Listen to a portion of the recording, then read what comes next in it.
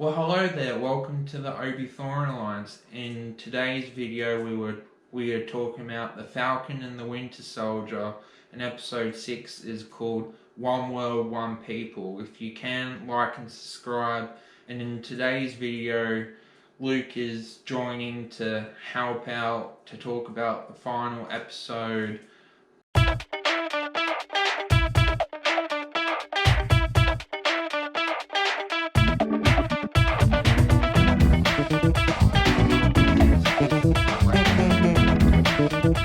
What was your thoughts about the episode?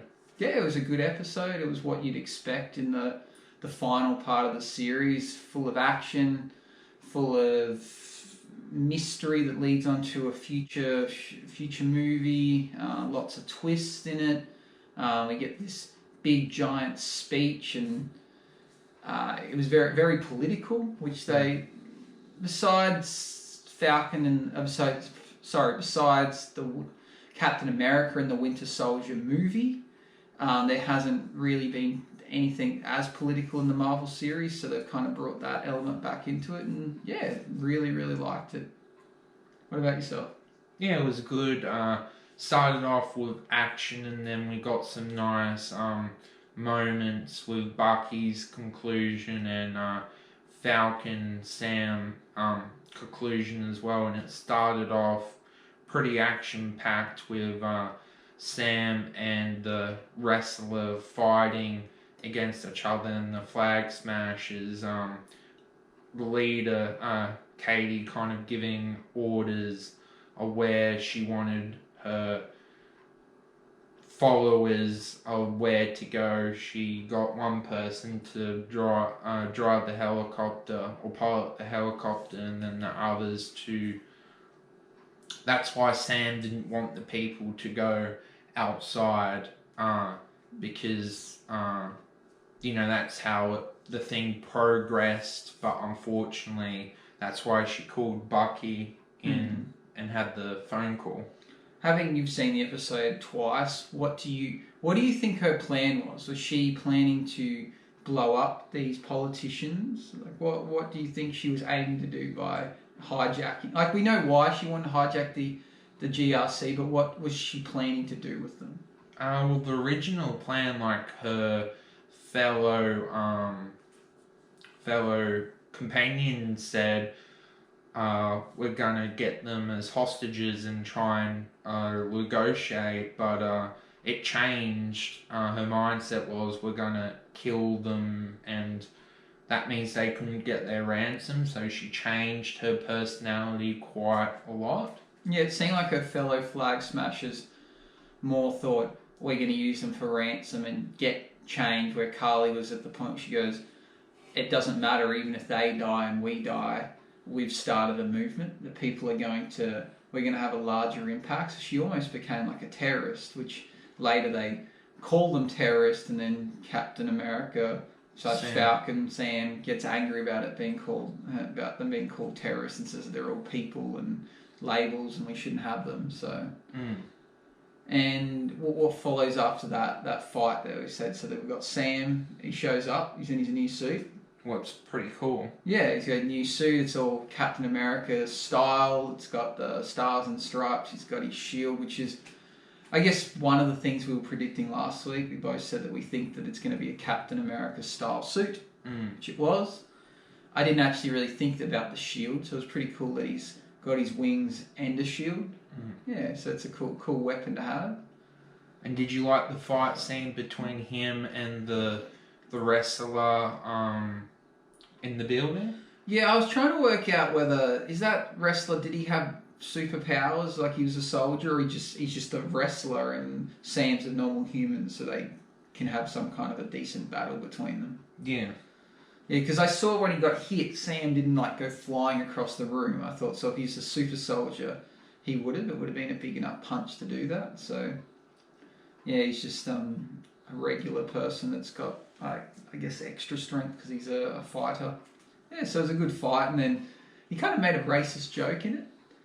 He asked him about, he's like, oh, how much do you reckon I can get for this shield? And he's like, oh, maybe a baguette or some French fries. It's kind of like the show focused on about being like racism towards people of color, and then Sam then kind of says something that's partially racist because he's French.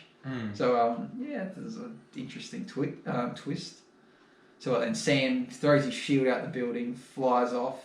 So he has a fight with someone that he didn't really need to have a fight with, and then goes on pursuit of the helicopter. So what's going on with the helicopters?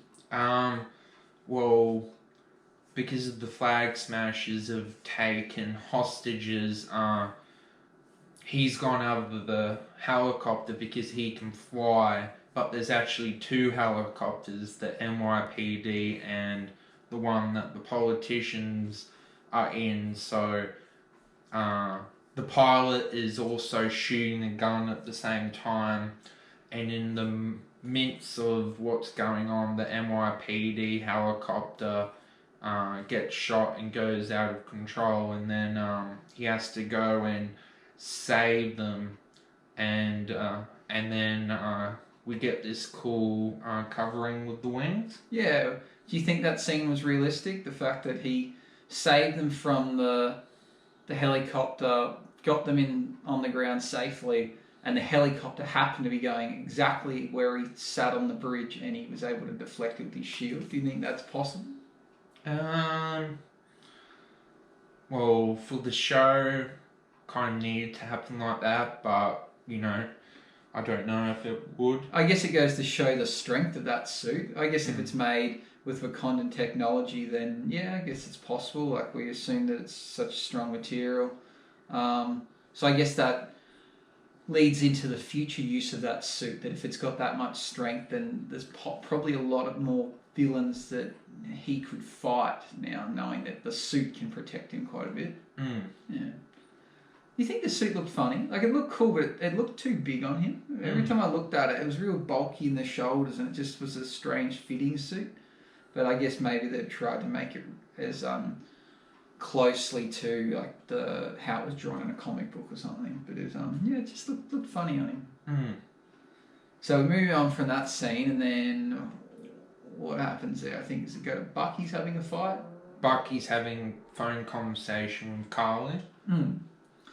And how's that go down? Well, Carly's like saying, "Oh, how can you, work for the military?" And Bucky brings up a good point that you'll have nightmares and stuff for what you're doing, and she's basically doing it to buy time so the politicians and everything can actually get out.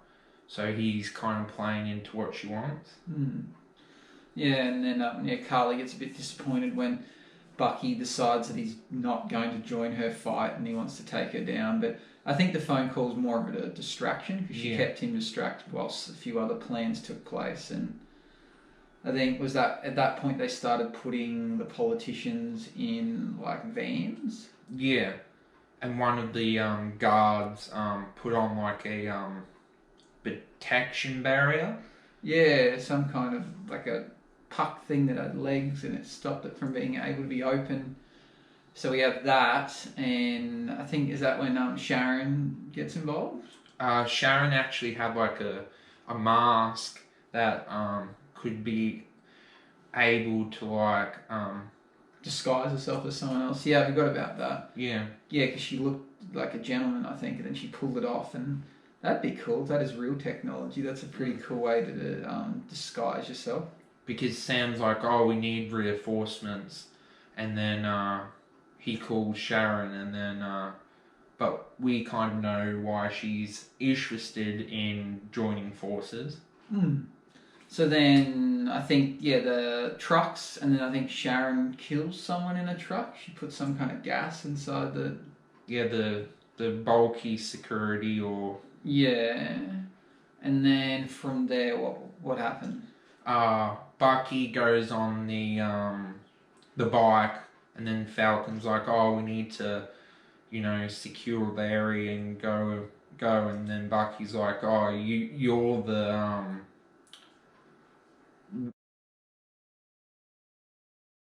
pilot, or you're basically the you fly, I don't." Yeah.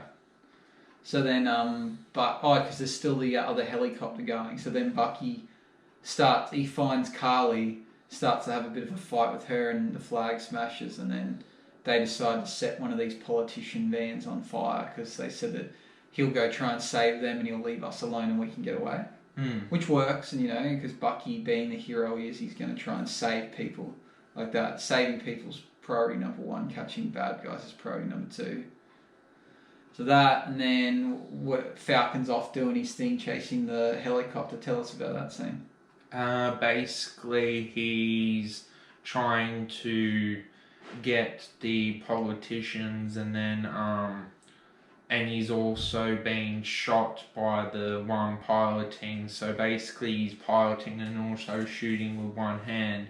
And then he asks Red Wing to see out of all the politicians which one can fly, to work out a strategy. Yeah, so Red Wing, his little drone thing, does a scan and realises that one of them, it brings up all their history, and it shows that they're a pilot of some sort, and she served in the military, and yeah. And then, what do you think about the scene that follows that? Realistic, not realistic? It was cool watching, but it was. I kind of think, how many times did they film that, and kind of, they would have had to film that quite a lot of times, because it seemed really perfect, because she was counting down from 5 and then he threw the shield and then she caught it, so... Yeah, well, I guess all that would be CGI. They wouldn't have actually done any acting there. That would have been computer generated. And then the character inside the helicopter, they would have probably had a helicopter on some kind of like a hydraulic system, and they would have filmed inside it, and it would have been moving and shaking, and literally bullshit that he was jumped from there to there, and it's not a real helicopter, it's not flying. So, but in terms of the show, you go, he somehow had her phone number, messages her and go, oh, it's the Falcon, put your earbuds in. She happened to have earbuds on her, like the little wireless headphones, and they were already connected. She put it in without the pilot knowing, and then had a conversation with him where he's like, oh, so a little birdie told me you could fly. In 5 seconds, you need to take over this helicopter as it's crashing. She didn't even get an option to say yes or no. He takes out the guy, and she jumps in the front and then just saves it at the last second. You go, oh, would she take that risk? You'd almost oh, no, I feel safer if this guy just flies us and you try and take over. And there was also the scene when Falcon actually, with the poles coming down, and he also goes in the water, but the armor or the equipment becomes blue and then flies. It must be water resistant. Yeah, it was cool. So then she takes over, saves it, and then what scene follows that? Well, while Bucky's looking after the hostages of the politician, and then that truck escapes, because I believe there were 3. John Walker turns up at this point with his shield, pretty angry, and then he brings up a good point about his friend that and she's like, well, I didn't care about your friend, and it's kind of like, well, he was a human being too. Yeah, she goes, he didn't matter. Yeah. He doesn't matter towards the cause, which then just makes it worse. It makes John Walker angrier.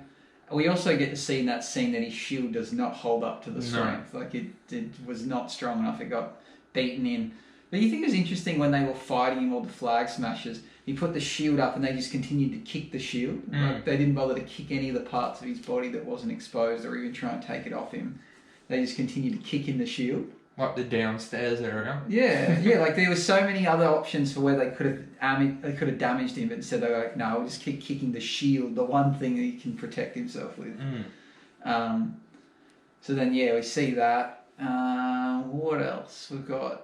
So, then he then has a fight with Carly, John Walker. Yeah. And then she gets in a car and tries to drive it off this cliff because she jumps off and the car gets caught in these construction barriers. And Bucky is also down in the ground level, and then John Walker has a choice between saving the politicians or going Carly, and then you see him twitch, and then he makes the right decision, and then all the flag smashers are like swarming in. Yeah. So he tries to save. He does the best job he can. He gets swarmed. And you see him drop the shield. And then I think that's when Bucky realizes that he's helping out. Yeah. And then Sam shows up again, and he shows how powerful the jets are in his suit, and he pushes up the van and saves the day. And then you get one of the black men saying, "Oh, that's Black Falcon," and then one of the other civilians is like, "No, that's Captain America." So it's very much a political show in that sense by adding that, and yeah, it's a nice touch. And then is that when we're then hit with the big long speech scene? Oh no! What comes next is that the three Falcon, Bucky, and John Walker are kind of going against the flag smashers, and then smoke comes in. Oh yes, and they escape, and then is that when they then use the app and direct the flag smashers to the police, and then the police take them? Well, it kind of splits. Bucky and John Walker go one way, and then Sam goes one way. Carly goes by herself, and then her followers go a other way, and then Sam with Sharon goes. Oh, yep, you're right. And then we get the reveal. And what was your thoughts about the reveal? I was personally disappointed. It makes sense, but I was disappointed. It's disappointing because you would like to think of her being a good person. Yeah. It's kind of felt that it was obvious that she was the most likely to be the power broker. Yeah. But I guess it is necessary for the show to continue on into the next movie. So it's a cool twist. It's not the twist we wanted, but it was a cool twist. And then we get a Mexican standoff between the UFC fighter Carly and Sharon. Yeah, and no one wants to put down their weapons. And I think his name's George St. Pierre. He wants some money. 4 times the amount of money for whatever he did. I still don't know what his involvement was in this whole scheme. Like, he brought weapons along, but no. And he captured someone in the beginning. Yeah, so he's involved, and then the Mexican standoff, and then it kind of, I think the screen pans away and you hear bullets get fired, and then he's dead. He's dead. Did she get shot at all? No. No, but Sharon did. Sharon gets shot. And then Sam turns up at this point. Yeah, and he decides that he's going to have he won't fight Carly, but he wants to try and convince Carly to be on the good side, and they go back and forward, and they can't agree, and Carly basically then has an opportunity to shoot him, which, given the power we've seen with his suit, you'd think he would just put up his wings and just make her run out of bullets. She's only have 6 to 12 bullets in her gun. But he doesn't, and then she gets shot by Sharon. But we kind of find, like, we know that the motive for that is because Sharon doesn't want anyone to be exposed. Yeah, doesn't want to be exposed because Carly knows the secret and she could tell anyone, so it's better for her to die. And then what happens there from there? Basically, we find out what Bucky and John Walker were doing. We basically, out of all this time, they have finally worked out they are tracing the app now. Yeah, so they use the app and somehow get the flag smashers to then go somewhere where they get cornered, and then they take over with the police to take them in. Which, I guess the scene before that answers the question. I wondered, why would they be worried about guns if they're super soldiers, but they're not impenetrable by bullets? Because Carly gets shot and dies. Yeah. So these guys, I was thinking, there's like 3 or 4 of them. Why would they be worried about a couple of police officers? But they got guns. The simple answer is that they're afraid of getting shot. And then John Walker gives us this speech, and then it's from Abraham Lincoln. I can't remember what it was, but it was a clever speech. Yeah. Yeah, so they do that because him and Bucky kind of have that in common, because Bucky's, being like 100 years old, he's very well read and really likes old speeches and old literature. So they have that, and then what does Sam do? well, when Carly dies, he picks her up and then takes her to a chair where ambulance medics see to her. Yeah, and then he tells us about the grand speech he gives to all the politicians. Basically, he says, you know, basically the senator from America, and then there's other lady, don't know what country she's from.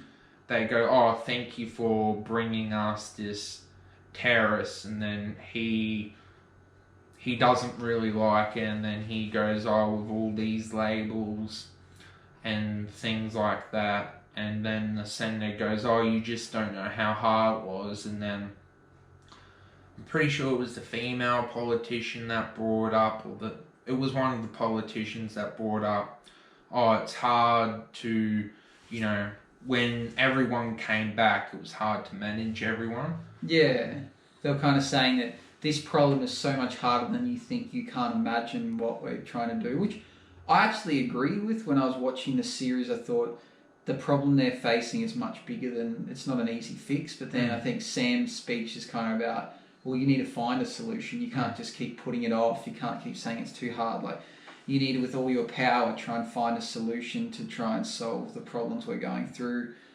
And he kind of makes this idea about how politicians, for the first time in their life, have got to see what the struggles are like of an everyday person, and no one knows more than he does because he's a black man wearing the stars and stripes. He's not blue-eyed, blonde-haired. He's not your atypical American hero. And then you see Isaiah watching the footage, and he kind of seems to be liking what he's hearing. And also his friend as well. But the show, it comes very political from that point. It's very much about... I didn't expect it of the show, but throughout the last couple episodes, it was very much of, I'm a black man, I'm a black superhero, this is what my struggles are, which I don't think it's not true, but it moved away from superheroes to kind of like a Black Lives Matter, police brutality, racism kind of show, which I guess if that's Disney's way of doing their part and raising awareness, then good on them. They've done it in a show that millions of people are going to watch. So. Did you like the speech, and did you feel sorry for Carly when she died and then she said, I'm sorry, or did you go, you just pushed off people and you basically were going to kill them and you burnt people and you were going to burn them alive? Again, I don't think I ever started to like her. I think her message was valid, but she went about it in all the wrong ways. So I don't think I ever showed sympathy for her. So yeah, we have the long speech, and then we've got a few finishing scenes that kind of wrap up a few stories that we were waiting to find out if this would happen in the show. And we also see the flags. Her followers, I believe there was one male, two females go into this truck, and then one of the soldiers is saying one world, one people. And then you think, oh, you know, they're going to take on the leadership, and then the surprising thing is that the vehicle blows up, and then you see this older man, and it's Zemo's butler. I watched that scene twice because I was confused, because they get in the truck and the guy goes, one world, one people, and I was like, oh, so is this guy going to help them escape? And then it blew up, and I thought, oh, is that them escaping? Did they actually blow up? Like, I was a bit confused by that, and then it came more clear when it showed Zemo in the next scene that he was involved in it. Yeah. Yeah, so, I watched it twice, that scene, just to be sure. So, are you confused like me about why Zemo was at the raft? I guess the Wakandans kind of, that's where they took him to the maximum security prison. But they did say they were going to take him back to Wakanda. Yeah, they said they were going to take him to Wakanda and put him down by the river. So I don't understand why he then is at the raft, and how he continued to create, organize stuff with his butler, and how is his butler clever enough to know exactly which truck was going to pick up the soldiers and take them. There's a lot of, did that happen? And then, but later we then have this Val character, the one that was played by Elaine from Seinfeld, and she kind of makes a joke about, oh, I knew that this happened. Yeah. Maybe I caused it. Maybe I didn't. Maybe I did. Yeah. I don't know. And then you wonder, maybe did she? Wouldn't be surprised. She seems to be someone that is maybe powerful, but we'll find out, I guess. What else do we get wrapped up with? So we have the Sam wraps up his story. We have Bucky wrapping up his story, and then we have John Walker's story conclusion. So tell me about one of those three. Well, John Walker, we see Val and John Walker's wife, and then they have the speech, and then Val's kind of complaining, oh, what are you doing? And then we see him in a different costume, what's more darker, and then he gets his new title of US agent. Yeah, so he has a pistol. Suit. Yeah, it's a cool new suit. And yeah, we see him twitch again. Yeah, so I guess that leads into explaining him being in future movies and shows, and that he's now part of the good team. And he obviously got all these, like, after being taken out of the US, losing all his rights and his title, he obviously gets them given back to him. What about Bucky? And then with Bucky, he returns to see the old man, and we get the nice speech of finally him admitting what he's done, but it wasn't him, so like he said, he couldn't help it. It was the Winter Soldier. And then they had that nice moment, and then he goes to the sushi place where the girl was, and then the old man was there, and then... Yeah, so we don't really find out if the old man's angry at Bucky and whether they're still friends. We don't see if Bucky then continues to pursue any love interest with the girl from the sushi place, but at least we tie up that bit, and then what else? He gives a little surprise to his therapist. Yeah, the book has all been ticked off, and then he says thanks for helping, so it was quite a nice story arc that was finished. And then about Sam's conclusion. Sam goes to Isaiah's house, and then we go... Actually, his grandson says something about being Black Falcon or something, then Sam says you need to learn some manners or something. And then Sam comes in, and then Isaiah and him have a conversation, and Isaiah's doing some gardening, and he's got a really nice garden. Yeah, he does. And then Isaiah admits that he's Sam's special, but he's not as special as like Martin Luther King and other famous black African Americans. And then they have a pretty special talk, and then Sam's like, oh, I got something to show you, and then you get it's a really touching scene when Isaiah, you see his statue. Yeah, they go to the Captain America Museum and see that they've honoured Isaiah and his fellow troops and what they did for the war, and helped in him being a super soldier, and so that people never forget the contribution you made, which is very touching, because this was a man that had to fake his own death and was in prison for doing nothing wrong, and now he's finally being acknowledged. So it's a very, very touching additive to the story. Yeah, so they wrap up those three story arcs pretty well, and then I think we have a boat party scene. Was that after or before then? It was when those scenes were finished. Yeah, so they have a big party at... you see nice food and... Yeah, the boat that Sam's parents own that they did up, and... Bucky's there as well, and then you see them looking out until the sunset, and then it says Captain America and the Winter Soldier. Yeah, they changed the credits, so then that now... Well, I guess it's interesting because the show's still Falcon and the Winter Soldier, but then people are going to say Captain America and the Winter Soldier, but there's already a movie called Captain America and the Winter Soldier, so it's like confusing in the names, but maybe they need to change Bucky. Maybe he shouldn't be called the Winter Soldier anymore. He needs a new name. Well, he's been referred to White Wolf. Yeah, like maybe they should have changed his name, because now that he's ticked all the things off his list, he's he's given that part of his life away. He's being reborn. Yeah, he should have got a new name. So it could have been Captain America and the White Wolf or something, and then it would have made a bit more sense. And then we have a few credits, and then the old end credit scene we've all been waiting for. And tell us about that. Sharon gets repardoned and then her old position back. So I don't know if that's what rank that would be. And then, yeah, she did the steady game of waiting patiently, and then, you know, she has risen with being the power broker, being very sneaky and kind of, you know, we don't know what her motives are, but I would assume her motives are because, you know, she had to kind of free, and what happened with S.H.I.E.L.D., she kind of blames the government for not being loyal towards her. Yes, she's on the phone to someone and says, "I'll get your buyers ready.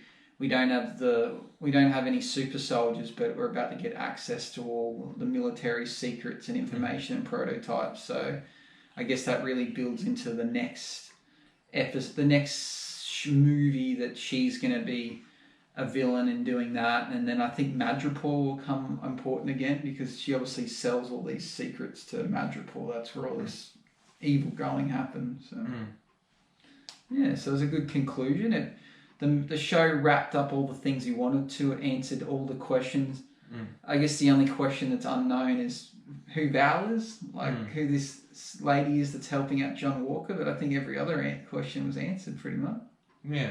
Out of all the 3 storylines, which one did you like from episode 1 to episode 6? Which one did you like the best from the 3 main characters? I guess you can include Carly as well. If you That's a tricky one. Sam's story was probably the most important one because it was about race. Yeah. Which I like his story arc and what happened.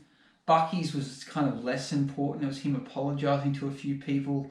He'd already gone from being a bad guy to a good person in previous movies, so he's a bit different.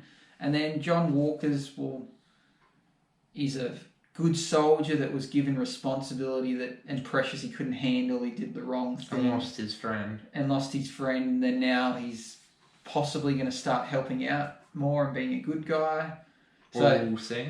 Well, I guess his story is kind of just beginning. Yeah. So probably Sam's. I think Sam's was the main important one for me. What about yourself?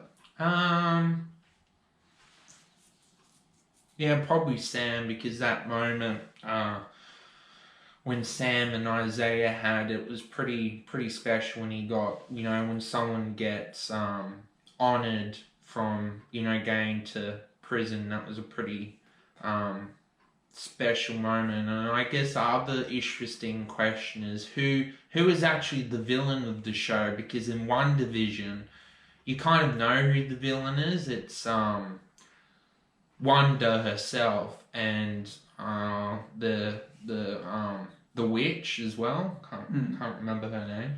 Yeah, I forgot her name now. You know, the show made clear it was those two, and also the sword director, but he was just trying to prevent things from happening, but he still tried to kill kids, even though technically they weren't real.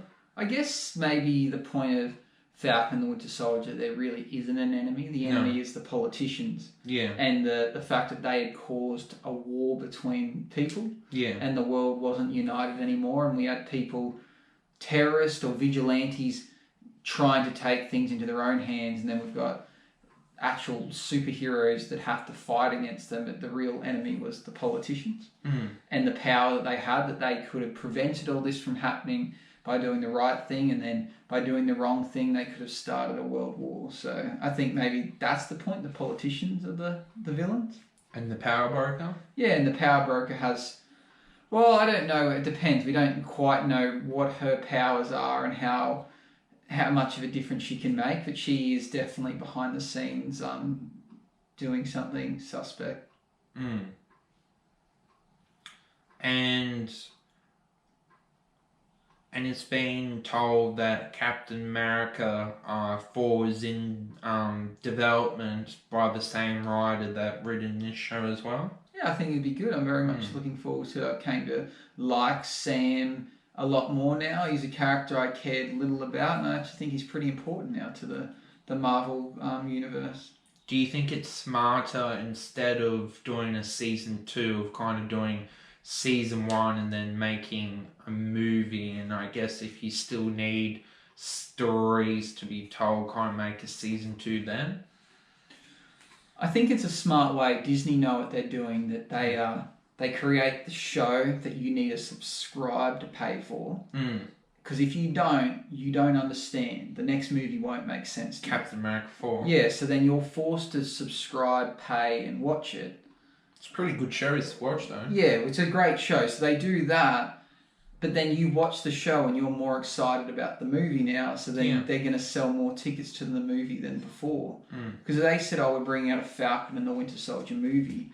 I don't think the ticket sales would be as great. But now people have seen the show. They go, now I want to see it. And I think it needed a show. I don't think they could have fitted that all in a movie. No. The fact that there's so many character changes and being introduced, it was very much, it needed to be a 2-part movie or a long show. So they actually did it right. They're smart. They've created a platform that can allow that to happen.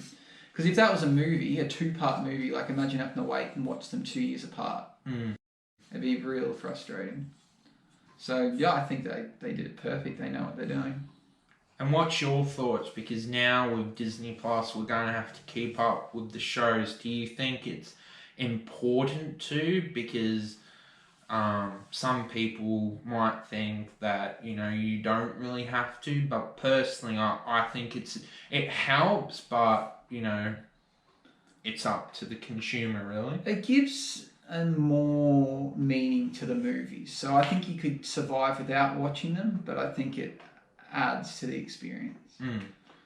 But would you argue if you didn't watch WandaVision going into Doctor Strange 2, you'd be confused on what's happened with WandaVision, what her goals are? Yeah, especially if the storyline in the next Doctor Strange is that Wanda is somewhat a villain, you'd very much have no idea why. So the show was necessary. So they've done it smart. I think Disney's just doing a great job with Marvel. I think Disney Plus has been my main streaming service for the last 2-3 months now, with binge watching WandaVision, watching Falcon and the Winter Soldier as it's released, new Mighty Ducks show, and then adding in another basketball show called Big Shot. It's well worth its money. It's became my favourite streaming service. So I think if they continue to bring out shows, they're onto a winning formula, especially with Loki about to come out. It's just... Do you think it's good that they made it come out in June? Do you think it's good?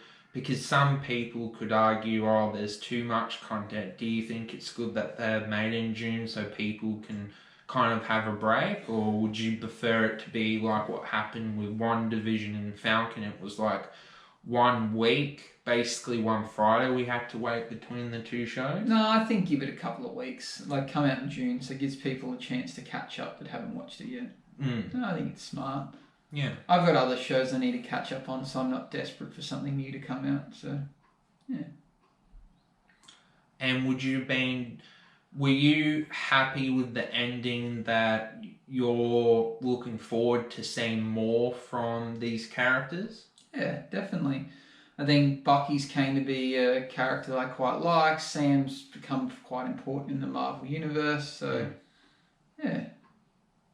You weren't disappointed with the ending in any way, or because there's something else, Captain, that did... No, I think the ending was good because it's left us on a cliffhanger, but not to that story. The cliffhanger is what's going to happen next, not, did someone die? Did the hero survive? There's no cliffhangers in that sense. We know they've closed off all the storylines we wanted to find out, and now it's given us an interest into what is happening with Sharon, what's her plans, where does it go next? So it's clever. And do you actually want to see Captain America 4, even though technically it's his first movie but it's Captain America 4. Do you actually want to see it? But before this show, you probably wouldn't have. No, I would have. I'm looking forward to seeing it. I don't really, in my mind, see them as Captain America 1, 2, 3. They're all just separate movies that follow along the Marvel universe. It just happens to have the name Captain America in it. It's not like, how some movies completely follow on. Like, the gap between each of the movies, there's movies between. You couldn't just say, oh, I'm going to go watch Iron Man 1, 2, and 3, because there's movies in between that aren't called Iron Man. So they don't really follow on in that sense for me. So this is the 4th installment with a movie with Captain America in the name, but it's movie 25 in the Marvel Universe or something in my head. I don't see it as the 4th Captain America. I see it as the 20-something movie in the franchise. Yeah. And I guess with Zemo, it seems like in the security prison, he's always able to have things like they haven't learnt their lesson with him. Like he was able to communicate with the radio, and he had his book, and he did like an evil grin, and he was happy. Yeah, Zemo somehow is more influential in these movies than what I think he deserves. Like he's just a guy came from a rich family, got involved with Hydra, and he's some kind of psychologist that can manipulate and brainwash people, but he has a bit too much power for my liking. Well, thanks for joining us for the video, and I guess in the next video we'll give a final verdict and kind of, looking forward to doing that. Yeah, sounds good. See you then. Well, hope you enjoyed the video. Like and subscribe. See you next time. Let the force be with you. Bye-bye.